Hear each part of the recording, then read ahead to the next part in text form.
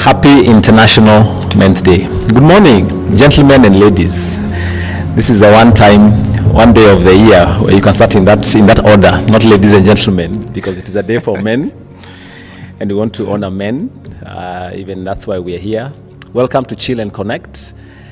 Chill and Connect is a platform that was made or created for men to meet, chill, have authentic conversations, and connect with one another. We've all heard about men being lone rangers, about not needing any help, not needing anybody. We want to debunk that myth and call it a myth. And we want to push the agenda that being a man is characterized by lifting another man. And we want to create a movement where men are real men by lifting other men, because we go further when we go together. This podcast today is brought to you by Profiles International East Africa and CEDA Africa Group. I am your host, Lucas Maranga. What do? I help people find and live meaningful lives. I like to consider myself a transitions and leadership coach, and that's what I do, and I love doing that. So karibuni sana on this November 19th, and once again, gentlemen, and even the ladies on the call, because we love you too. Happy International Men's Day. We are honored today to have two gentlemen who I consider friends and who are impacting in their own way. And why I like them is because not only do they own their story, they also own their shame, if I may put it that way. And we're here to talk about that. Because many times we die alone, forgetting that the shame that I feel is a common shame. There's so many other guys who are going through that. So join in. We have a number that you can text in your messages, your suggestions, your questions, or your thoughts. That number is 0791 403 212. But also, because we're on the YouTube platform under the Profiles International East Africa page, you could also use the chat over there, and we'll respond as we go along, right? Yeah. So our first guest is Biko Mangula. Biko, karibu sana. Asante sana. How are you doing today? I'm good, and you? Looking sharp as usual. We try. All right. Biko is a clinical psychologist, corporate trainer, and award-winning mental health advocate, and he'll tell us a bit more about that. Our other guest is a noisy guy, but a good guy all the same. Paul Murunga, popularly known as Pablo. Pablo, how are you doing this morning? Niko sawa kabisa. Makelele ndo mimi. Na wewe ndio makelele. So Pablo goes by many titles. I like the chief storyteller because I also consider myself a storyteller. He's a chef. He'll tell us about that. I don't know if I'm a chef bandia. I'm a real chef. He's a brand consultant. Many of us have known him being in that creative space for many years. He's a golfer or a beginner golfer. He's also a farmer. And he has a low light in his life. I think he went to Nairobi school. For the longest time, I thought you were in my school. Lenana, Duke of York. But we forgive him. Maybe that's why he has issues. That's why he's here on this International Men's Day, because we went to patch. I have to do that. I couldn't. My Lenana boys have to hear that one. They're laughing.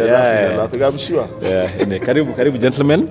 I'm really glad to have you here.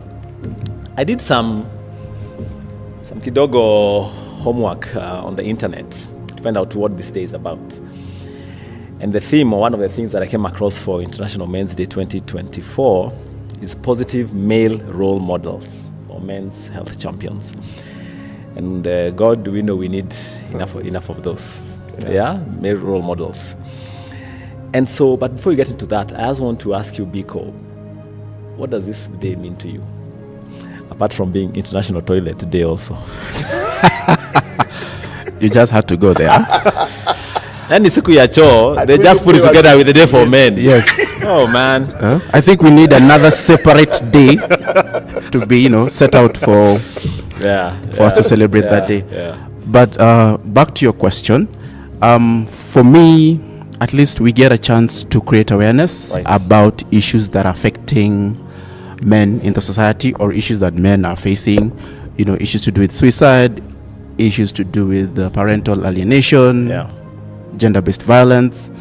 And again, we also get a chance to celebrate the positive impact that men have brought into the society. Yes. Yeah. Thanks. Pablo, what are you celebrating on this day? Friendship and family. I just think for men, our family is each other. Whoever shows up for that guy. Yeah. And for me, that's such a big thing, because in my journey, I realized how difficult it was for me to get help, because I didn't even know how to front where I was in my safe space circles.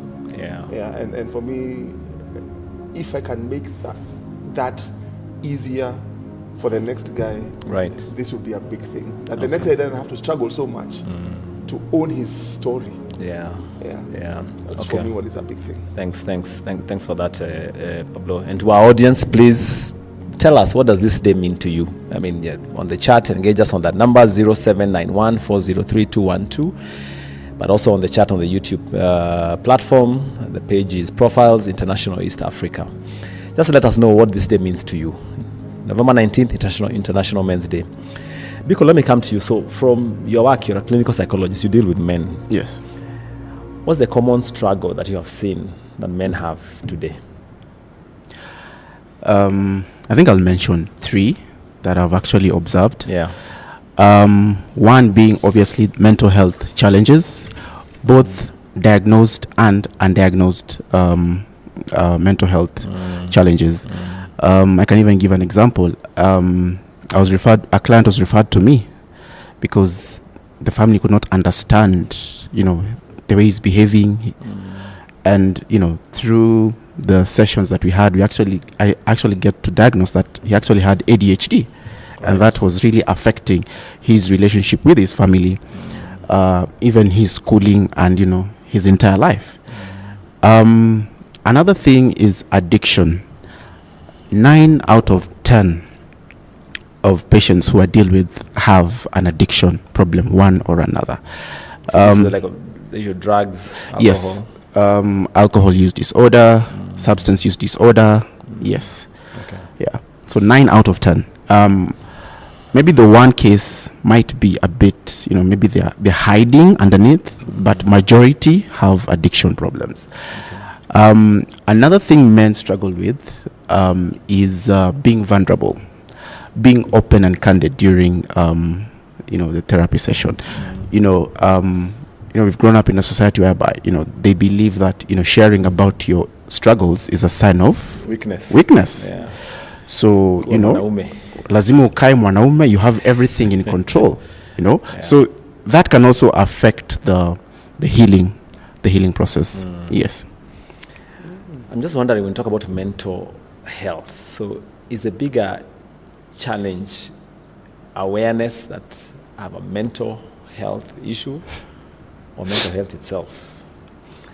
Because many, let me say not just men, but many people, both men and women, as you said, have this struggle, but they don't even know. So then, and I guess even one of the themes even for this day today for men is just that. I mean, we want to be men's health champions of each other. Mm-hmm. What makes people not know that they are sick in their mind or mentally? I think even the level of awareness is still very low. It's very low. Like, I can mention one of my clients. He was referred to me obviously by the sister. Yeah. But he was brought into therapy by his father, and the father brought him, telling him that he's going to have a conversation with someone. So when we started the conversation, I had to be very candid and open that this is actually therapy that is happening. And he was taken aback. But since the word therapy, yes, is what's that? It's almost stigma. Yeah. Yes, they think I have issues. Yeah. Which you do. But them themselves are not even aware. Yeah. You see, them themselves are not even aware that they have those issues. Yeah. Again, the individuals who actually have mental health disorders and are not even aware that they have a mental disorder. Yeah. So awareness is key. Yes. Thanks for that. And we'll come back to you. Pablo, you told us your story at where we met at Capital Club, and I still remember. Allow me to go there. At the age... Permission granted. Thank you, my brother. Yeah. At the age of 49, You went back to your father's house Yeah. with nothing. Yeah. How was that? Man, that's a tough one, man. You've been in your own house, had your own things, had your own cars, had your own money, had your own everything. Had complete, total independence of you. Yeah. Then here you are. Because of a few missteps and a lack of acceptance of certain problems that were solvable. So when I look at my journey in terms of maybe let's say even my financial missteps, I didn't make crazy blunders, no. I just didn't speak about my problems when they were still, when the mountain was a molehill. Yeah. But speak about them to who? So, you knowing me the way I am, I know many people. Very many people. Very many people. You are the guy. Because let me tell you, Pablo. Yani we used to be like small like this, like wow. He's the guy. This is the Pablo guy. himself. Yeah. But here's the thing. We almost added the Escobar, but we didn't. That's where I was going. Here's the thing. And the question I have so much clarity over now. Who are your people? Lucas, do you know who your guys are? Today, if I told you, yes, who are those guys? Bearers. And not your cousins from No. Shags who carry your casket. Who are your guys? If I call now and tell them shit has hit the fan, Yeah. they'll show up. Maswali Bada, Sorry about that. Kesi Badai. Yeah. Where is he? Yeah. What does he need? Yeah. Now I know those guys. Yeah. Pablo, how did you deal with that shame? I didn't. Yeah. You posted something, and I love that story. You posted giving flowers to your dad. And we are going to give some flowers today. And I just want to read a part of it to our audience here. It's like I buried myself. Yeah. And you said, if I may read this, when my marriage fell apart in 2021, paying this flower to your father, you are the safety net that caught me, and like the prodigal son, you offered me the sanctuary of your home and allowed me to start over. No questions asked. Your mother didn't ask you anything. No. At first, I struggled with the heartache of that loss, and I would stay in my room all day, afraid of confronting my new reality. I had shut down and completely refused to discuss my personal circumstances with you, and still you gave me grace. I had a roof over my head and food in my belly, and that was enough. So you're here now, Pablo. Are you saying, first of all, let me just speak to that point. Yeah. How, when you need help, all you need help sometimes is for basic things. Dish A place to stay. and a food to eat.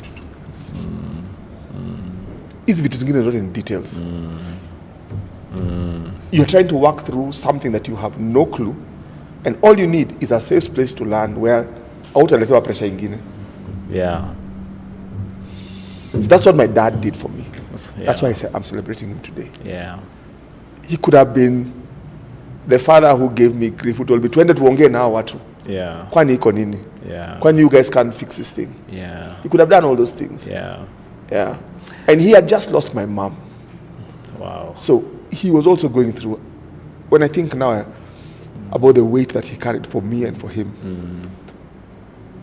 But in a funny kind of way, and Biko, you can chime in here, maybe in a twisted kind of way, We became, now that's that what moment. Yes. So what we became for each other you know. is we became the most awkward of bedfellows. So we were in a place where he needed me and I needed him. There was this gaping hole that my mother had left that I just came and filled. And there's this gaping hole that my wife had left that he came in, filled. My family wasn't there, but he became now that family that I was used to being Yeah. a part of every day. Yeah. So I transferred that to him. Yeah. So that was part of my healing. That I could do Okay. those same things again. Okay. Let me ask another question. So, and I was going to, and I'll ask this to both of you, so, but maybe you can just take it on because you're on the mic now, then Biko can come. Yeah. When a man is in a hole, what should he stop doing, start doing, and keep doing. And you can use this for your own, because Yes. we can call that a hole. Yes, that's a hole. Yeah. So what did you stop doing, start doing, or keep doing? So first, stop digging. So in your whole stop digging. Yeah, stop digging. Was going home stopping to Yes. dig? Okay. So let's say, for example, it's financial debt. Stop accruing debt. Stop living that life that's continually putting you under pressure. So stop digging. Whatever that thing you're doing that is. So, for example, I wrote to my wife earlier this year when I finally got into that place where I could speak it. And I said, thank you for leaving me. Wow. I found me. I couldn't have if she was still there. Yeah. Wow. So that's what you stopped digging. Stop digging. What did you start doing? Or even that writing was a start in a So, sense. first of all, get comfortable with who you are. So you stop digging, first of all. But then you're in this place where you don't even know who the heck you are. So you got to become comfortable with being with Pablo. I had to get comfortable with being with Pablo. Both the good and the bad. So to be introspective enough to see that I have arrived here because of certain things that I have done. What you're saying, that the guy doesn't want to address that he has issues, that he's in therapy. So I didn't go for therapy officially, but when I look at it now, I did the therapy that Biko talks about. And I had someone to be that. So my brother became that therapist. Okay. My brother is a lot like Biko in terms of how he can go to that place without making you feel like he's pointing out like he's pointing in your shame. So he got me to just to see Pablo and that you're enough. The way you are is enough. Yeah. Okay. So when you're there, you can start to work. Yeah. And then do a thing that gives you purpose or value. What was that thing for you? So first of all, the first thing I did was get out of the house. Simple things. Let the sun hit you. Yeah. So I started swimming. I'm sporty, and I'm good at many sports. The ones I play are the ones I was very good at, but I'm good at many others. So I swim, I play basketball, I'm athletic, I run, I cycle, I played hockey. We'll see whether you can still say that in golf. Some of us have been in an abusive relationship with golf. I discovered that my hand-eye coordination is perfect for golf. Very good. Yeah. So I went back to swim. My brother is a lay preacher. So even in his struggle to get our parents to understand that that's what he wants to do, he had gone through this thing already. So he was my sounding board.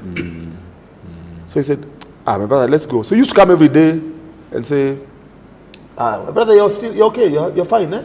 Okay. So we go to, where we were staying, Kausikari, Bible training and literacy in Ruiru have a pool and a training center. Okay. So because he's a lay preacher, he goes to use their resources. BTL. Another place, yeah. So we used to go there. So twice a week we'd go and swim. That's how it started. Okay. But then because of that, your self-worth begins to return. Yeah. And then I began to say, the things that brought me joy, what are they? Yeah. So I went back to, the other thing I said to do is to take pictures again. So my artistic side is a very big part of me. In fact, a lot of my pursuits are around my art. So I started to cook and I started to write. Okay. So 3 things: photograph, cooking, writing. They become the central pillars of my business today. Okay. Sawa, thanks. Biko, when a man's in a hole, what should he stop doing, start doing, or keep doing? I think I'd already mentioned this. There are cases whereby someone is not even self-aware that they're in that hole. They're in that hole. Yeah. They're in denial. Right. And just like Pablo had stated, and they're continuously digging. You know, the male ego is at work and they're continuously digging. They don't want to listen to anyone. So I tend also to agree with him. You have to stop digging and actually come to the point and accept that I'm in a hole. Another thing you need to do, you need to take responsibility for where you are Yeah. at that particular Yeah. point. And I'm hardly being able to catch my breath. Those are big things, Biko. Take responsibility. I mean, I'm in so much You're already in trouble. funk. Yeah, tell me something practical. Yeah, you know, that sounds quite intellectual when when the lights are going off. Yeah. Perhaps I could paraphrase. And I might use some Swahili. You know, come to a point whereby ujiambie niko chini, and what can I do to come out of this situation? And then ask for help. So, I mean, I know, you know, the man never really wants to ask for help, but you need to come to a place whereby you've hit rock bottom, and it's not wrong to ask for help. Asking for help means, okay, to me, it means I want to remain strong, and I'd want to refer to Pablo's case. He saw that he needed help, and I think because of the relationship that he had with his father, an open relationship, he got the strength to actually approach him and tell him, "Dad, I need help." It wasn't very open. If you read his article, Sikuenda willingly. the one like it's because this is the only one place where he can't pay rent. Yeah, the one that he boys, you know. Yeah. But anyway, Yeah. Like at times the circumstances will force you, yes, to God go. bless our parents. Yes. I mean, Yeah. I'm a parent Yeah. myself, so yeah, Yeah. child at whatever age, Yes. 550. Yes. Karibu nyumbani mtoto wangu, kaa hapo. Yeah. So he Okay. had to go back. Okay. Yes. What should a man keep doing when he's down? And I think Or is it more? Or is it more when you're down? Or is it more of stopping to do than keep doing? because challenges will always be there. So you're right. What should a man keep doing? Find something that you're really passionate about. Whatever small thing or minute thing that you think that is not important, just find that one thing. And you know, through that one thing, you might even get perhaps that's where your calling is. Another thing, I know it might sound a bit, you know, book-wise kind of advice, but always having hope that things will get better, because eventually things do get better. Yeah. We are going to talk about hope and connect it to the next theme that I discovered on the net. And just, if I may share, for me, when COVID came, I mean, COVID was tough for the human race. Men, women, children, Yes. maybe even animals. Yeah. You know? Yeah. And for me, my business had shut down, so of course you have no chums. And chums is a big deal for a man. For a man, Big deal. yes, you know? provision. So I was home. So when I asked myself that same question, you're home, you have no place to go. And I remember this one time, I was that cabin fever had hit so much. One time I remember, so I entered the car to drive out, and then my wife asked me, "So where are you going?" I said, "I'm going for a Zoom meeting." You know how I've gone for a Zoom meeting. So mpaka anasema vile anakaa sawa. Wacha wetu ambie ukifika hiyo Zoom meeting sawa. You know how you look. Yeah, I've gone for a Zoom meeting. I'm driving for a Zoom meeting. Anyway. But when I think back, because now kids are home, this online schooling thing, I drowned myself in supporting them with the online schooling thing. And that's what gave me meaning for a very long time. Yeah, because you're jobo, you're in pajamas half the day. Yeah. I mean, you're fighting that depression. It's like knocking on your door throughout, you know. So became almost a teacher's assistant of my kids' school in their classes, because you know, like you have nothing to hold on to that gives you meaning. So I guess when down, probably also find that one thing which is still worth living for. And for me now, that anchor was my children. Yeah. Another thing I found out when I was doing some homework on this day is from some, and I'm going to,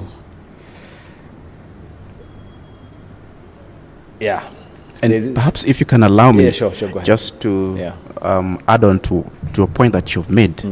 I don't know if this applies to you or other men, the days you're inside the house, maybe from 8 until 6, Yeah. and you're not that engaged. Okay, for myself, the few times I found myself in that scenario, I feel like I'm going nuts. Like there is something that is amiss. So I don't know if it's innate in us as men to be outside there, like outside there in the world, just doing something. Because clearly the home is not for a man. That is just my own perspective. I don't know Maybe if we it just applies don't know the how- same maybe to we you. just don't know how to be ourselves. And sometimes to get to your core, you need to be alone. You need to be alone in your mind, alone, sometimes Yeah, alone. even physically. Yeah.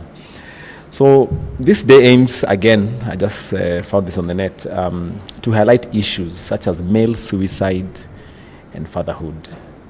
I don't know why they connected those two, but we were chatting earlier, and they're like two peas in a pod. You know, male suicide and fatherhood.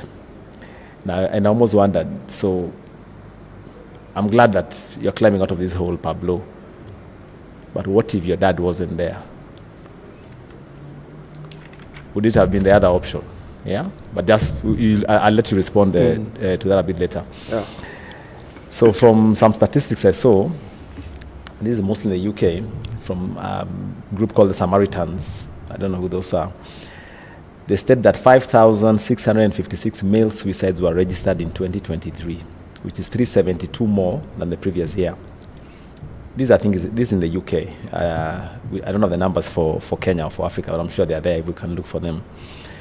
But I said the overall suicide rate was 17 men per every 100,000, compared to female suicide, which was about 6 per every 100,000.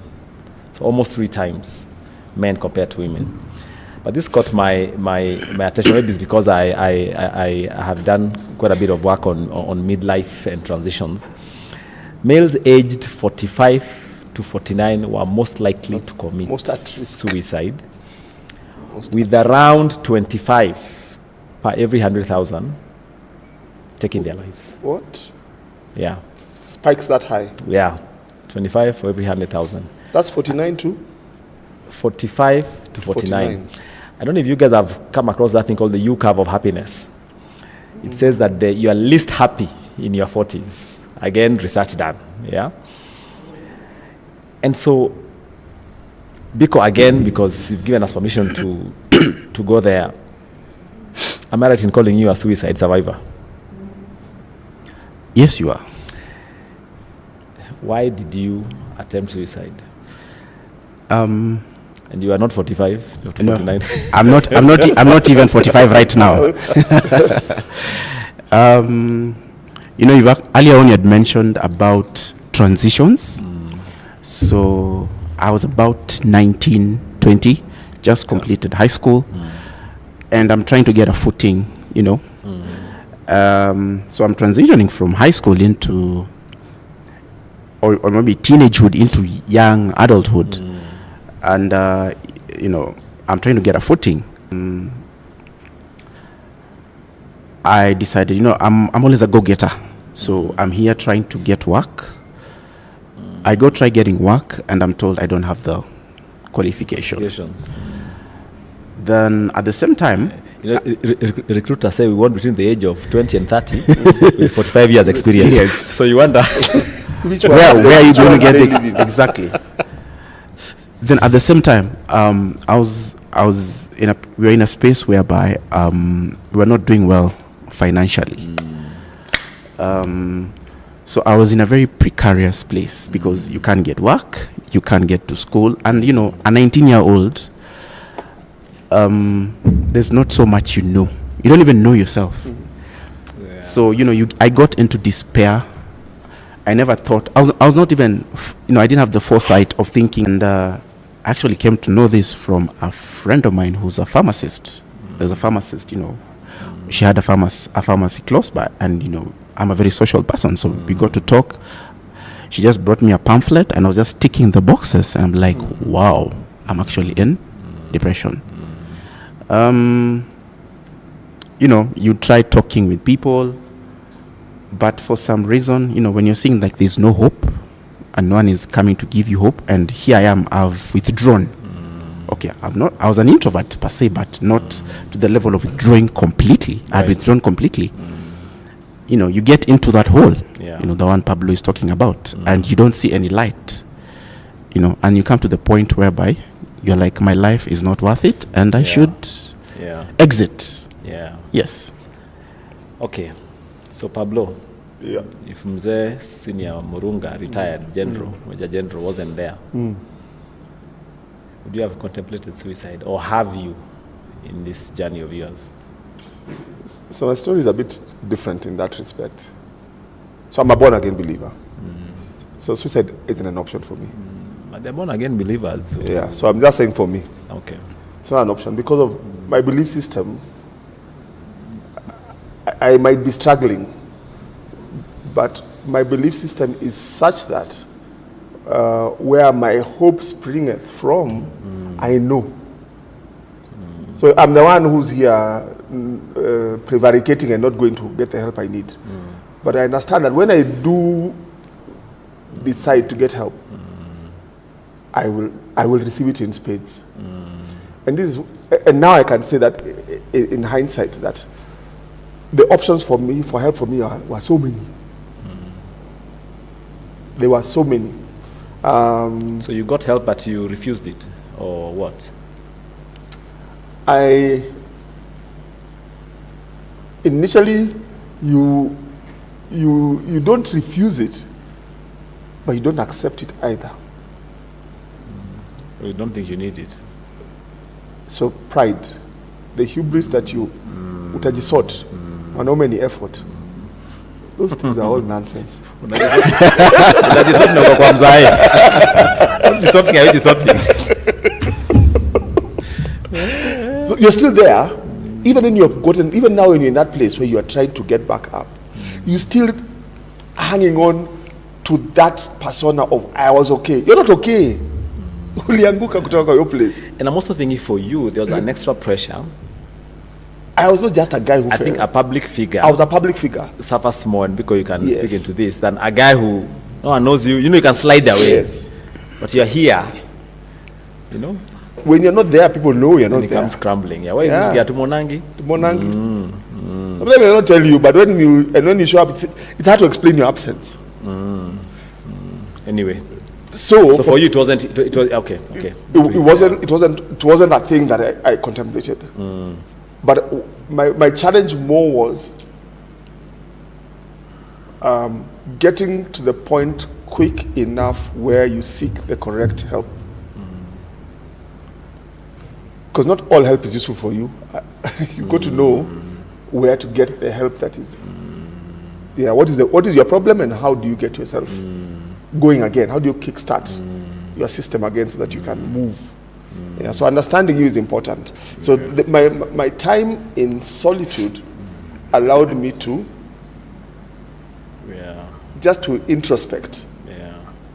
And then I was brave enough to have honest, meaningful conversations with people who were able to add value. So when I was asking, do you know your guys? My guys kept coming. Those, my 5 pallbearers, they used to come home. Even my father knows them. He could call them. He could organize. So they would organize. They'd come with a whiskey and we'd have it in the house. Yeah. I like the whiskey part.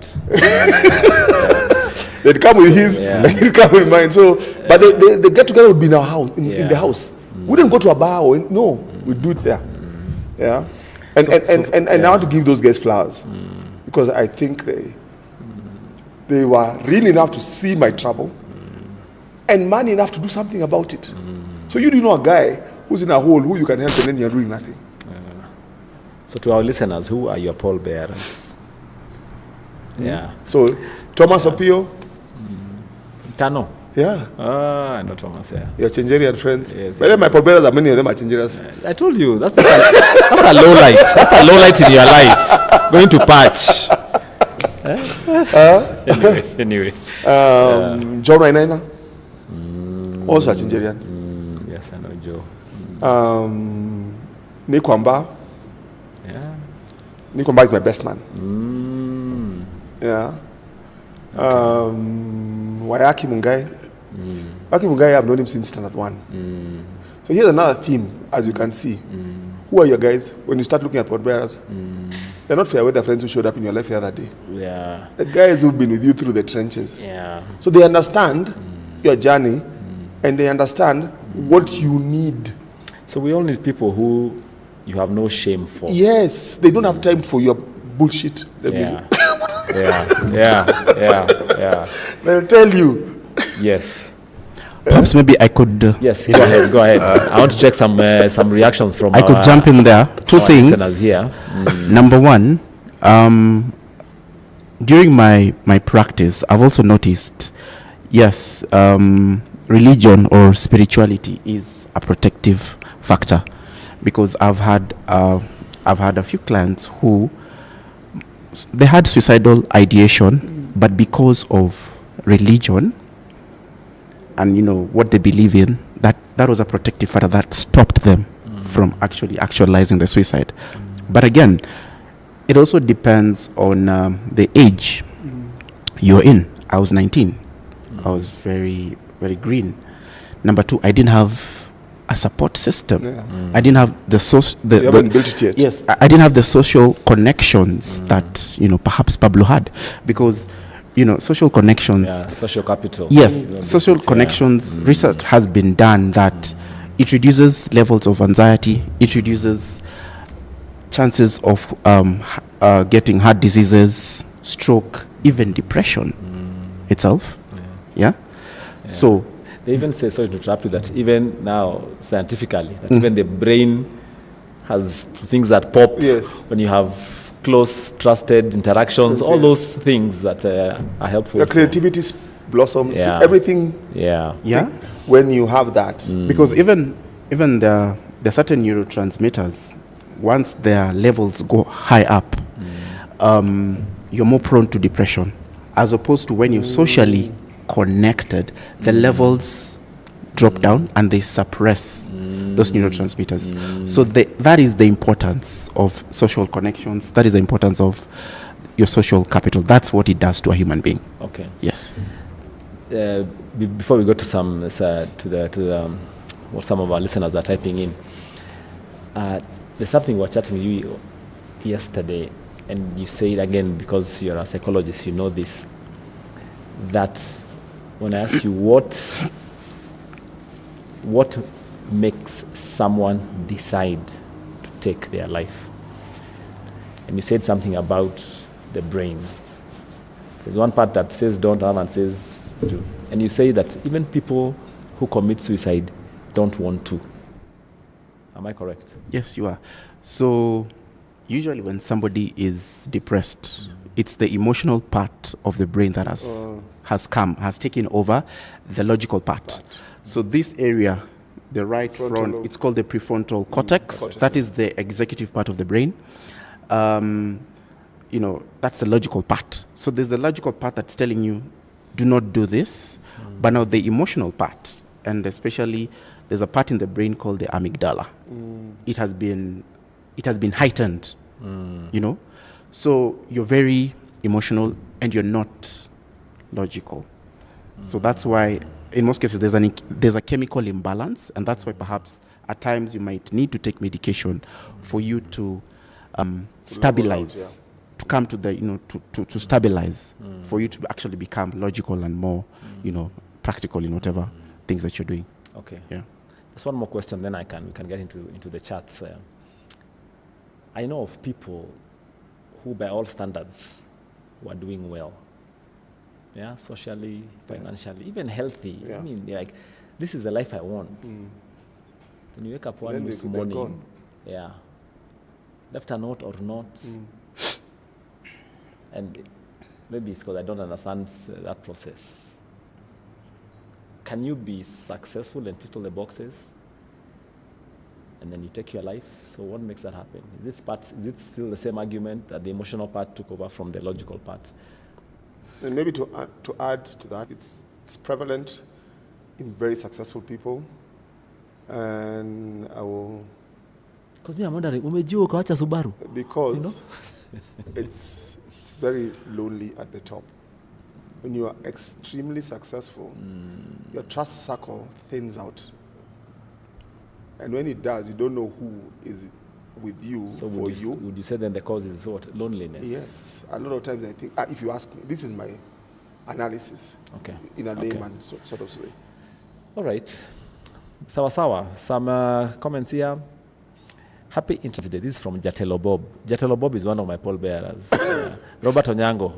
Yeah. Thank you, bro. I appreciate you. This is from Alex. My dad is my mentor. Oh, good on you, Alex. I'm celebrating him today and all men out there. Lovely. Vicky, our dear Vicky says Happy International Men's Day to all of you. Thanks, Vicky, for also making this happen. This Vicky is from Profiles International, a dear partner. Then there is Dan. Please advise on ways I can be vulnerable, as I always fear to be judged, mostly by my friends. So two things, fear of judgment by friends. You could almost question, so our two friends friends. and friends, Exactly. you know. So maybe Biko can respond to that and also Pablo say something about that, yeah. So maybe I can go? Yeah, go ahead. So, when I was saying, do you know your guys? That was one of the problems I used to have. That you have all these people around you who are not really your people. Because you can't really be you with them. Yeah. And you with them being honest enough to say, nimesota. I don't even have money for lunch. You're buying, eh? We're going out, but you're buying. I have to be able to tell, and then look and say, okay, come and nanua tunaenda hapa. That's real, authentic friendship. Are you guys like that with each other? Are guys like that with each other? I see women like that with each other. Yeah. But are we like that with each other? Where I can say, or I might also say, nangoja kitu moja mbili, next week I'll be sawa. And then you are digging a hole because you want to spend money which you don't have. I told someone that this morning. But yeah, next week. That was what. I have no clue. That's us. We are living in hope that the deal will come through. But hope is good also. Its hope is good, but let me tell you, that hope should be practically. Yeah. Sawa. Yeah. Okay. So Biko, friends. I'm fearing my friends judging me. Because I think if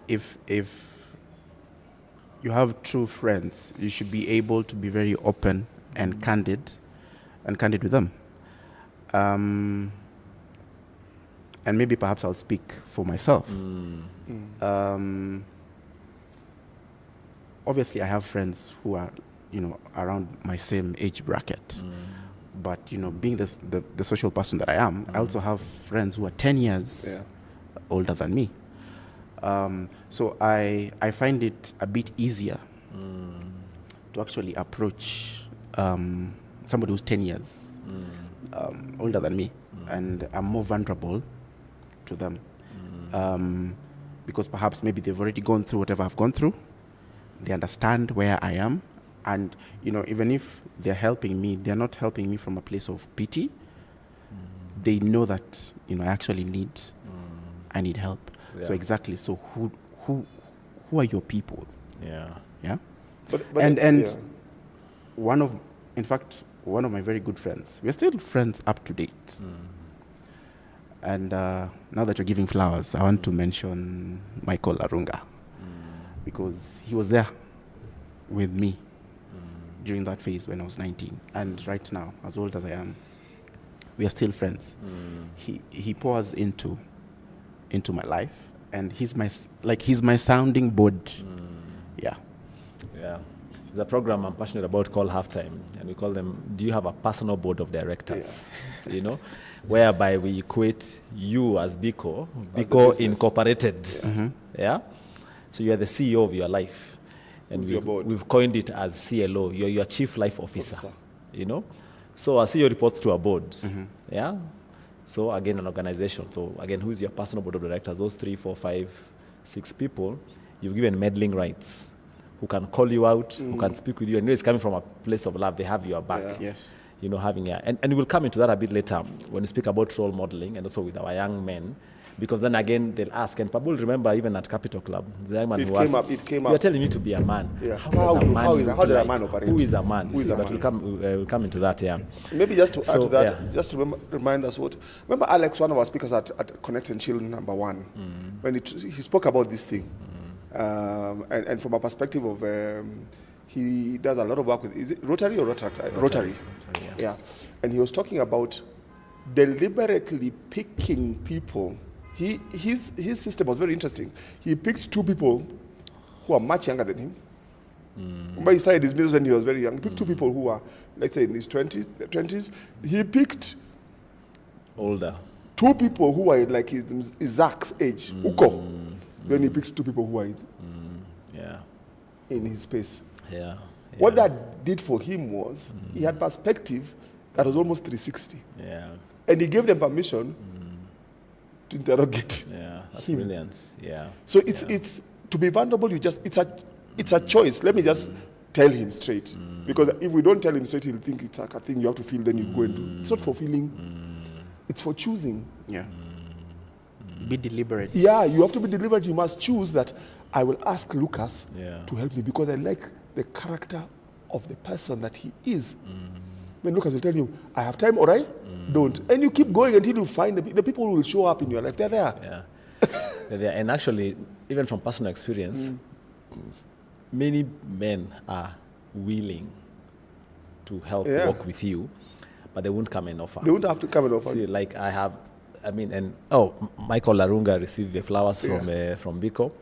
For me, I'll give flowers to Mike Eldon. Yes. I don't know if you know about Mike Eldon. I know Mike Eldon. Yeah, Well, I call him my half-time dad. We met Yeah. in my 40s, and he's been in my life since. And he's my wonderful Mzungu father. That's what I call him. And we're born the same month, but 30 years apart. You know, and I've had good conversations with him. And also have another uncle of mine. My dad was one of them, but he passed away 3 years ago. So yeah, so having those people. Yeah, And you have each of these guys, as busy as they appear, was high up there. When you went to that, want, they'll show up. Yeah, and then also when a man tells you, come home. You know, so that also, not Yes. we'll meet at Serena. That also tells you something. Something. You know, because home is almost sacred. Yeah. So a comment here from Arnold. Funny how they choose the International Men's Day with the toilet day. Exactly. I guess we need to appreciate and respect the role of a man in society. So thank you, Arnold. We are far from toilets as men. We are good men and happy International Men's Day. Let's just move on to another goal for this day, is to improve gender relations and promote gender equality. Because, is there a woman you want to give flowers today, and why? Na kama hakuna pia ni sawa, ni safe space. Unaweza sema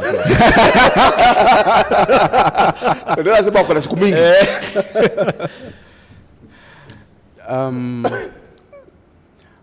I know this might sound a bit cliche,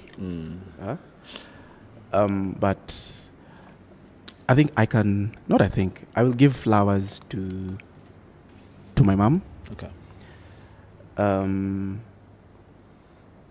When I look at her life and what she has gone through and what she has had to fight for, and still remain strong, quote unquote.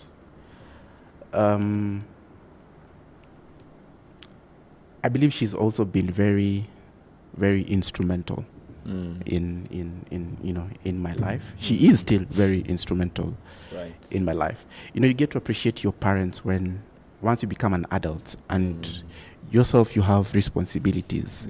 You look back and you're like, my parents did their best. Even the sisters in my life. I have three beautiful sisters. Two older and one who's the last born. You know how they show up for you.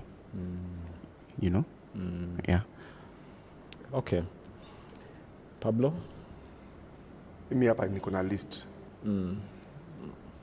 I like to think I'm gender neutral. I think I am actually. For a long time, actually, I used to think that there were more women who were closer to me in terms of who could speak truth into my life than men. But maybe I wasn't allowing the men to do it, or I wasn't going there with the men. I recognize now that those roles need to be reversed. I will explain later, but let me give them their flowers, because one is my mother. If you hang out with me long enough, she comes up a lot. Okay. Yeah. The person that I am, the things that I love to do are entrenched in how she brought me up, or how she brought us up. Yeah. My love for the kitchen, my responsibility for self, the ability to groom, take care, and how do you be a man? My mother taught us that a man takes care of his business, a man washes his own clothes, a man is clean, showers, grooms, those things. A man can cook for himself and his family. So those things in our home are not women jobs. A man can also buy cooked food. Yes, And this can is- also buy. Take out. So there's no stigma. But my mother used to say, usiende kusumbua bibia, Bibi yako. bibi yako. Her job is not to cook for you. And yet she was from the traditional place where in my language, the word to get married means to go and cook. Okay. That's the word that it's used to. Oh. Marriage is, yeah. Oh. Huteha. Teha means to go and cook. Oh. You've gone to cook. When you go there, you are going to cook for that man. So Nikibarua. Nikibarua. Yeah. But she didn't bring us up like that. So let me give flowers. Mom, yeah, my mom is passed in 2019, cancer.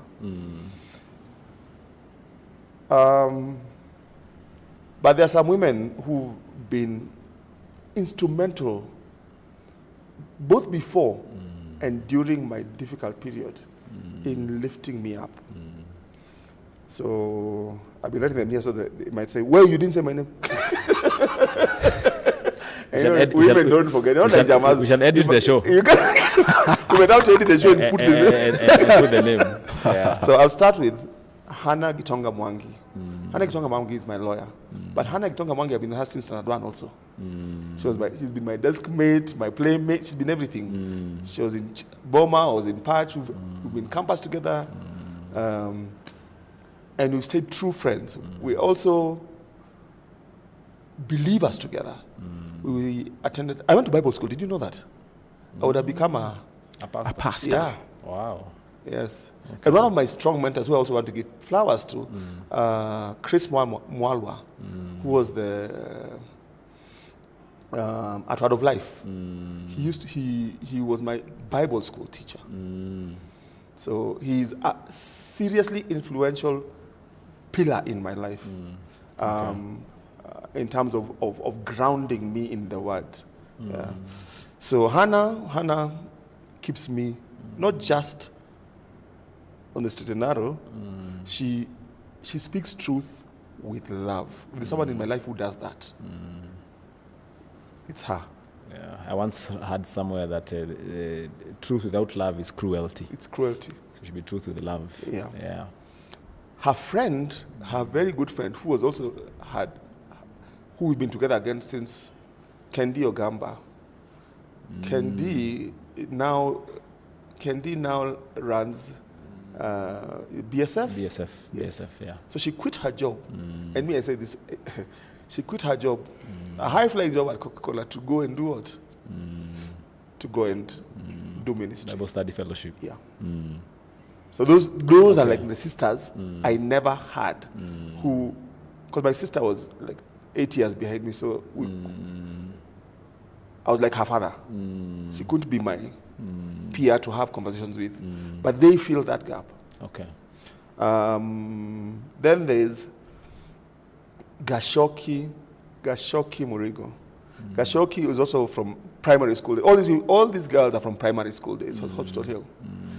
If there's one person who's authentic to the core and you can find her at your doorstep with food, it's her. No questions, no drama, no ati. Hey, my brother, I've not heard from you for so many days, but I can't just go there like that. Say, just say, do a shopping. That's Gashoki for you. Yeah. Yeah. Yeah. Okay. Then there's Gasheri, Jerry Jugun. I don't know if you know Sancho. Sancho's wife. So Gasheri and I were in the same class in primary school. Sancho is also one of my pallbearers. And Sancho was now ahead of me in Hospital Hill.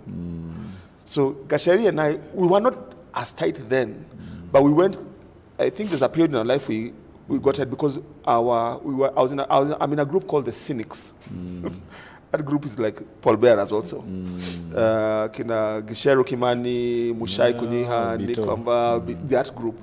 Musioki Mwindi. Those guys, the Maya twins, we act as Paul Bearers for each other because we are spiritually grounded in the same belief system. Okay. Yeah. So his wife, because of that connection, now we became tight because now you can be someone, but you never really talk until now you're in the same circles again, and then you start to find that you have a lot of commonality. Yeah. So these are the women I'd like to see. Okay. Have you noticed, because this guy only has women from Primo. From there, he had no more lines. High Imagine. school, Campo, Nini. Zilisha. But it's okay. He went to, yeah. No, there's one more. Yeah. Ruth Nyachio. So if there's one person when I was in my dark, when I needed a leg up to now do me. Ruth also is from Bapo times. We were together in Nairobi Baptist. She's a prep school teacher at Premier. Ruth has been a godsend. At a time when I needed to restart my business, when I needed support in ways that were, So there's some soft skills women have that men don't have. Yeah. And I like to speak to men that if you don't have women who are platonic in your life, who can speak truth in your life like sisters, find them. There's some things that the man will not do for you, but men have to be frontline as your guys. But you need the other perspective. Yeah. So women are good for us also. Yes, they are. Yeah. They are. Yeah. They give balance. Yeah. They give a lot of balance because of our way, we are risk takers. So we tend to do things that are sometimes going to get us in trouble. Just getting that perspective from them just allows you to maybe temper our... So we give flowers to our women. Yes. Yeah. Absolutely. Another purpose for this day was to encourage men to teach the boys in their lives the values, character, and responsibilities of being a man. Some of the things we have done well, the three of us, we can probably attribute it to an older man. Yeah. A father, a big brother, an uncle who helped us. We are seeing that sliding away. It's social media. You want to drive the 2024 Range Rover yesterday. Immediately after high school. And we have been in conversations whereby you can see clearly this mess is purely for lack of mentorship or just role modeling, which is again the theme for this year's Men's Day.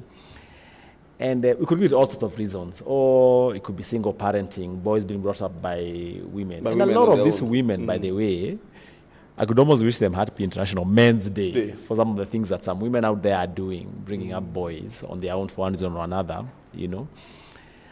But we probably would have failed if we exit this life without going there. And a young man somewhere there just wreaks havoc. And all we would have required to have done is just spend a bit more time with them. Because some lessons are caught, not taught, So, and I want to bring up this last Chill and Connect that we had at Capital Club. And how there was this young man, because you weren't there, who, speak after speaker, be a man. And I think he was maybe late 20s or early 30s, I'm not sure. Not even. He was in the 20s. Or 20s? Yeah. And it's like, you're telling me to be a man. What is a man? How does a man look like? What does a man do? Where do I go to learn to be a man?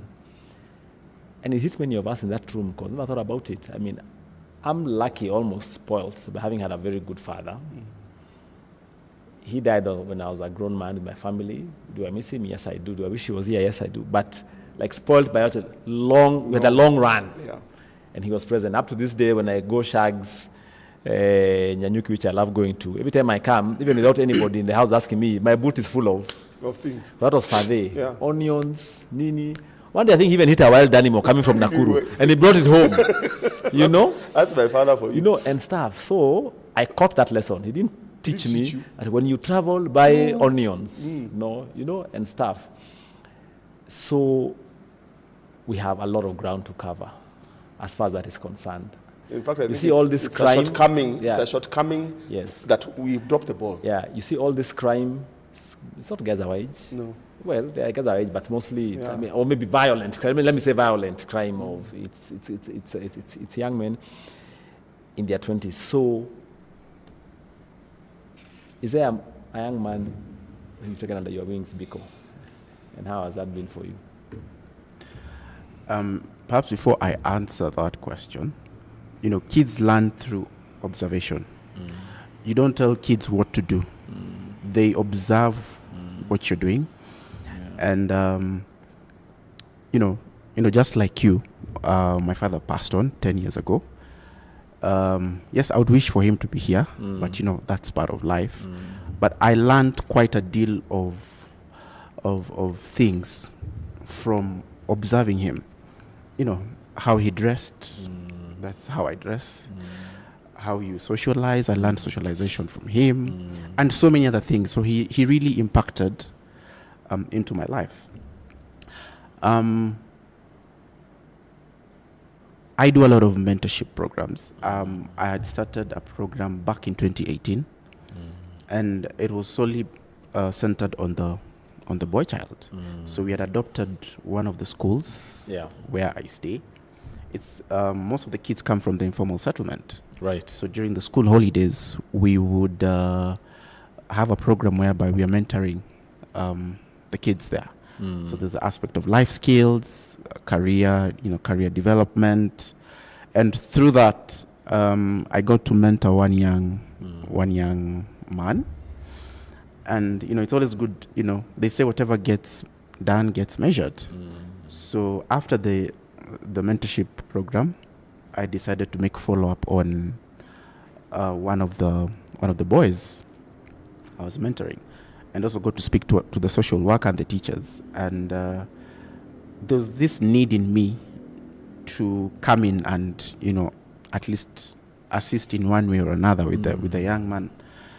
I actually ended up adopting, quote unquote, the young man, and I got the privilege of seeing him through high school. At least now I have first-hand experience of what parents who are taking children to Form 1 feel. And you. Yes. Apprehension. Okay. What? Okay. Yeah. Even just buying school uniform and the necessities. You've not even bought the books. Then you've not even paid the fees. But the good thing, I also had a few men who came in during that time to also assist, to at least to lessen my burden. Okay. And the boy is doing his Form 4. Wow. As we are speaking. Okay. Brilliant. Yes. Yeah. And it's not someone I know. I just, developed a rapport in him, and I felt that, people have poured into my life. Let me also pour into someone else's life.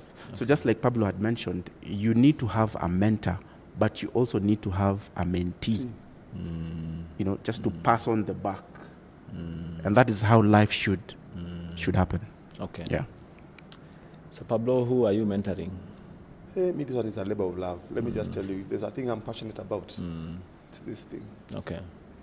Our country's future, our family's future, it's dependent on this thing. Because I think in some of our leadership domains, Yes, it's this. leaders It's who are this. not mentored. Yes. Yeah. I remember one time the pastor in our church, I think it was Gibson, he said, and I've not forgotten, when your blessing comes before you're ready, it turns into a curse. Or something to that effect.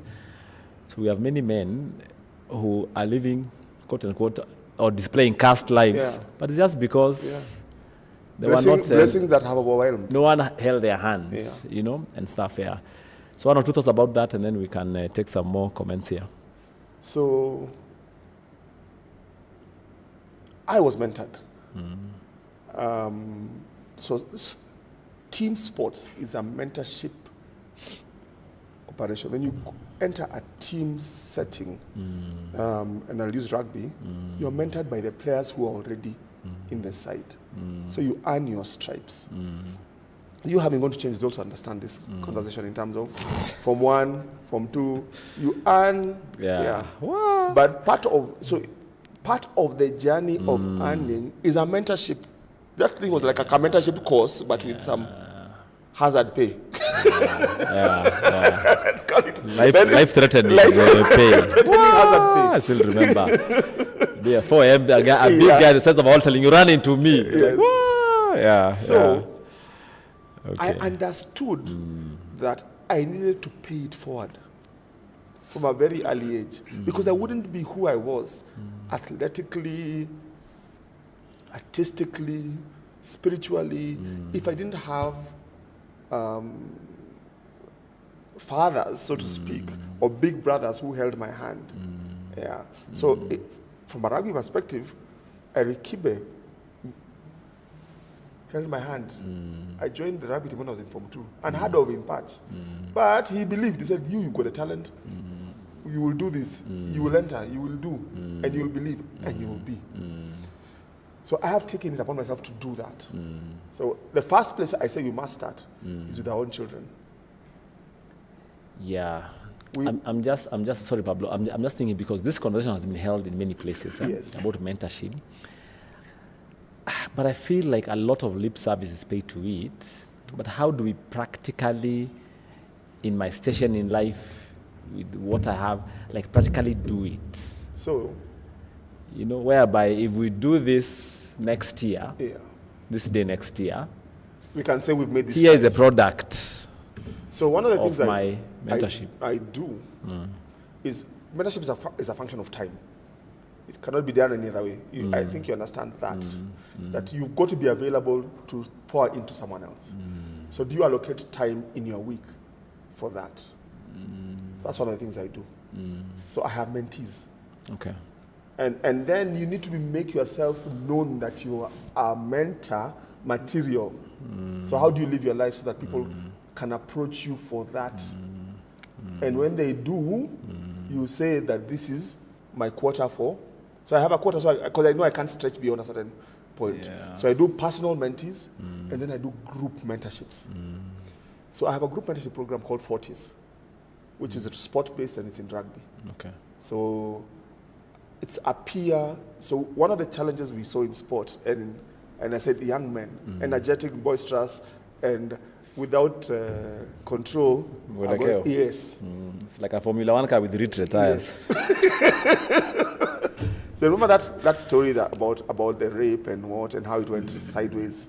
Oh yeah, that and was, how that thing could just have been. Not that. That was a problem of not being mentored. So they're doing time. Well, not all of them. That's when you understand how mentorship helps.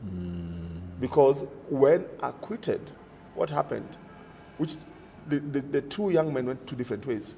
One completely changed and sought a path of redemption, but the other tried to figure out that he tried to not take responsibility for the fact that he was in this space. And you know what has ended up? He's ended up back inside because he did another stupid thing. But this other guy's life has progressed. He had to change the location to progress it, but he has progressed. He's living. You said something there. So sometimes, as a man, to go to the next level, you almost even have to even change the location, even physically move from here to there. Yes. Okay. Sawa. Edward here is saying great discussions going on. Pablo and Biko, great testimonies, very powerful. Thanks, Edward.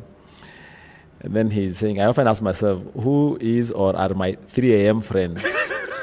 You know, we only talk about these numbers when coming from the rev. BMW hours, 3 series, 5 series, 7 series, you know. Yeah, you know, and stuff, So, Edward, back to you. Who's your personal board of directors? Justin, this is to the women in the room. Please surprise us with some flowers. Ndio hiyo changamkeni kidogo, our sisters. Let me just say something then as we almost come to the end of our conversation today, and it's just to the both of you. and I think it's connected to mentorship. We can all say that marriage, if it were an animal, is almost an endangered species. You know?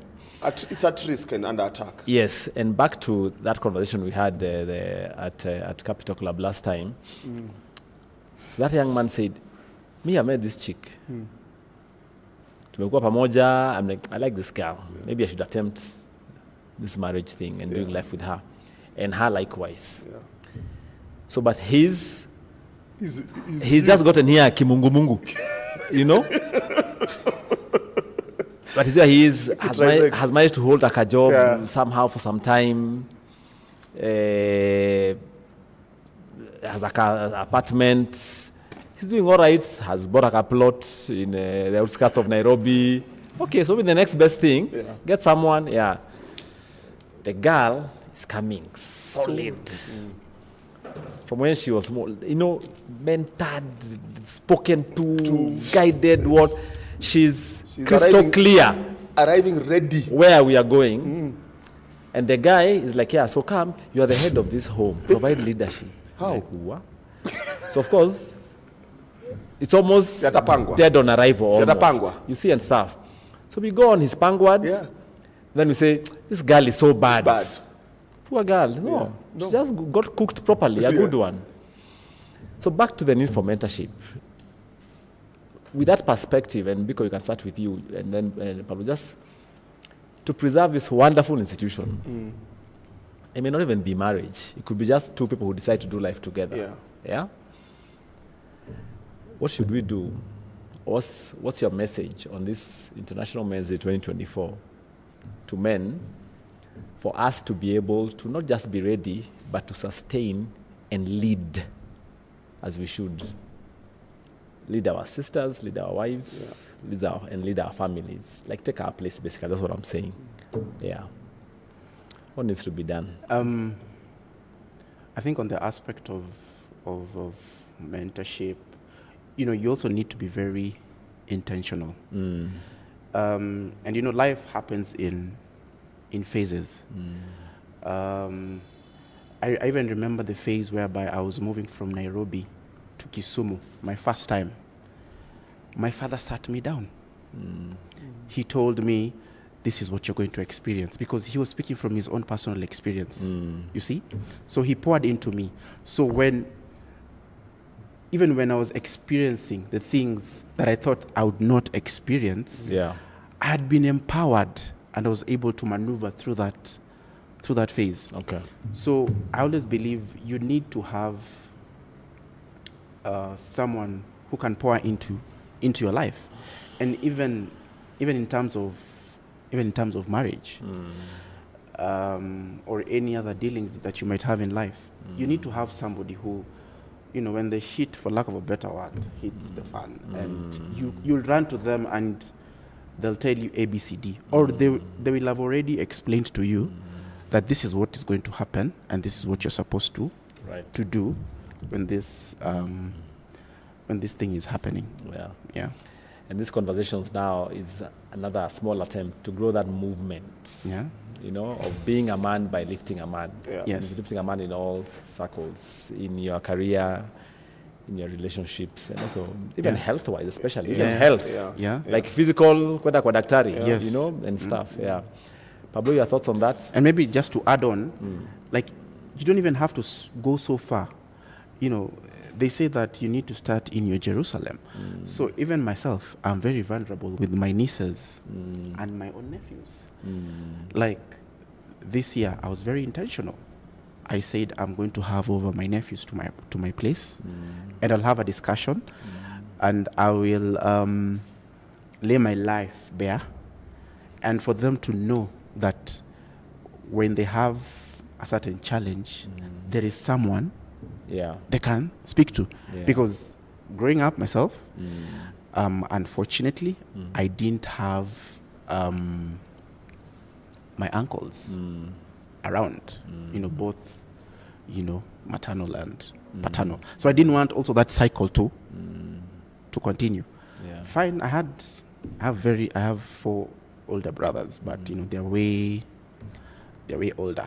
So I think the way I viewed it is that they will talk to me in a condescending kind of, Yeah. like they're telling me as opposed to, having a normal, man-to-man conversation, which comes. I mean, it also comes because of the age, difference, which is understandable. Okay. Yeah.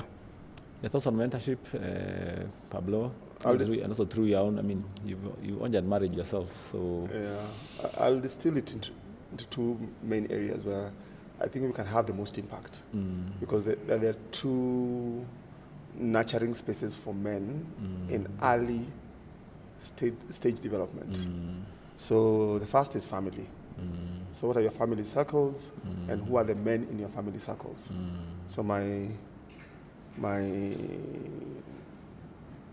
call out today is for men in family circles to look for men or younger men who require mentorship. It has to be deliberate. So the older men, this is on us. Yeah. Because they won't come to you. They will not come to us. Yes. We are saying it's a crisis, yeah? So because we have to be the bigger ones in this conversation, within our family circles, what are we doing? That's a natural space. So Richard, so I go to a young man in my circles and say, I want to mentor you. What's happening? Let's even not say we want to mentor. Let's just start with Just the have a conversation. Show interest. Yes. Yeah. Let us start there. Yeah. If the channels of communication are opening, then kids will come for mentorship. We're not doing that even in the first place. So there are no channels for them to. And it starts with common areas of interest where you do things together. But how can a wounded man But not all men are wounded. mentor a young man? I'll give you another. Like for me, I have one son.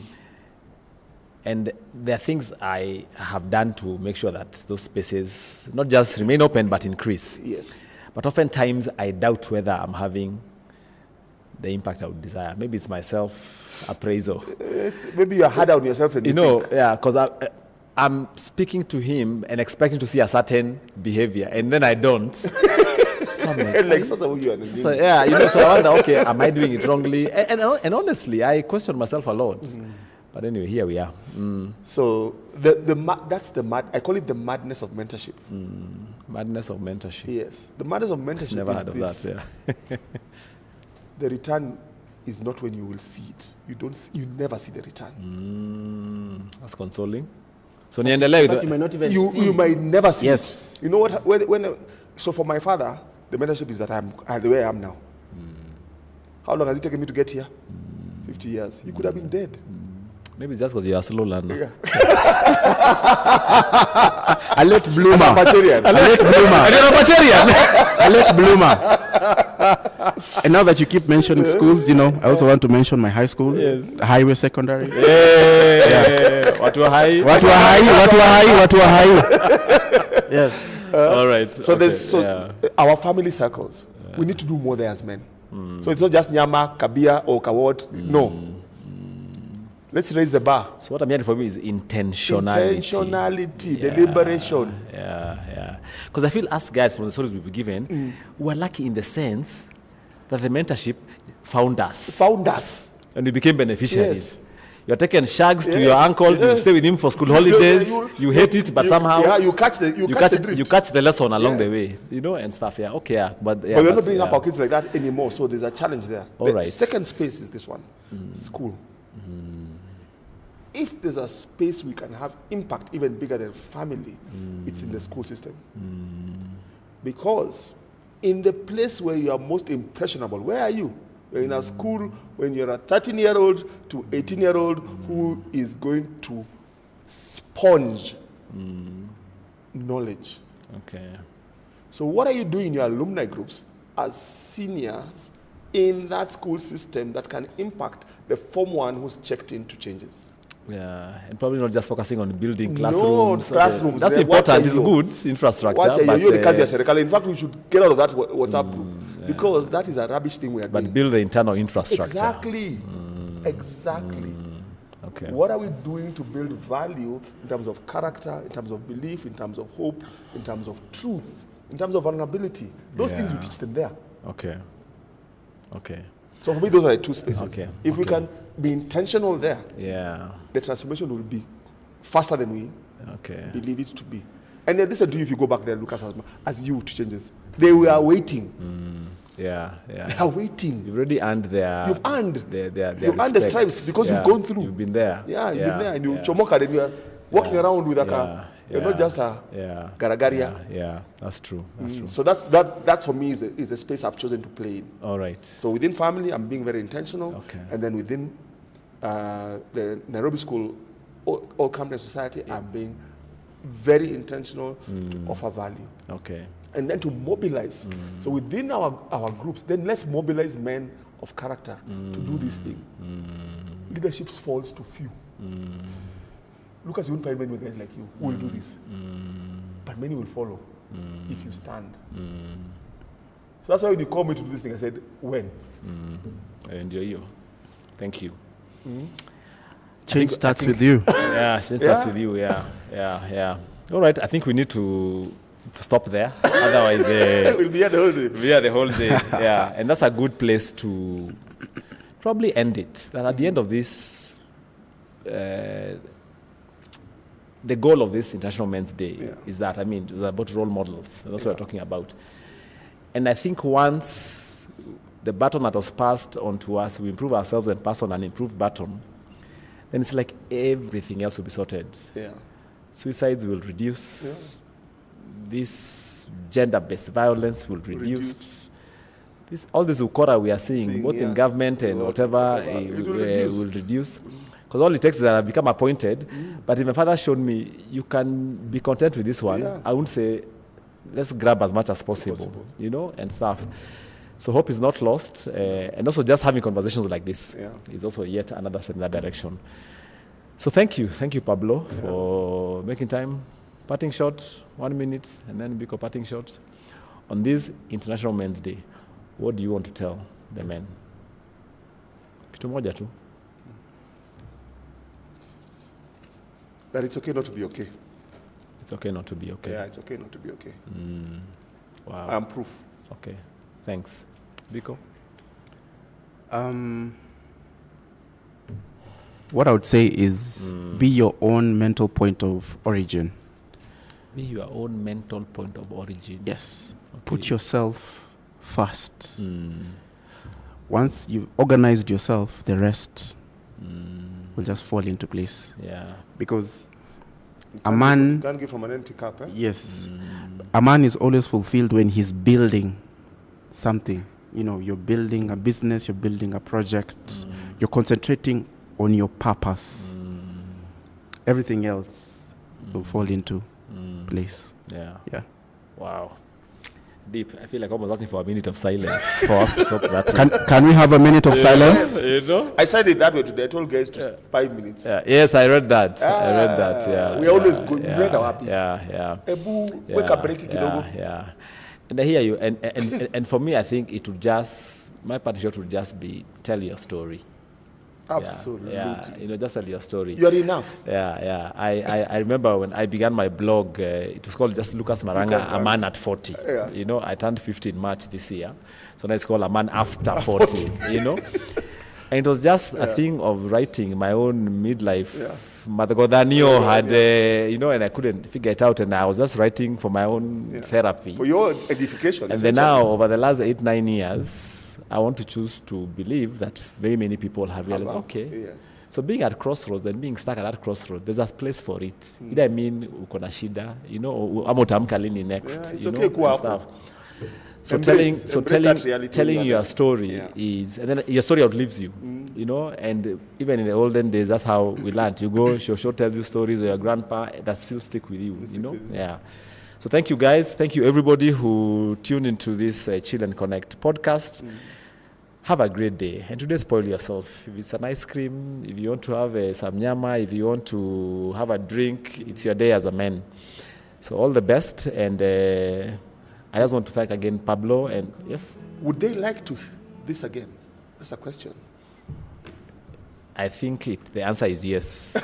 Yeah. I'd like to hear that in the comments. Yeah.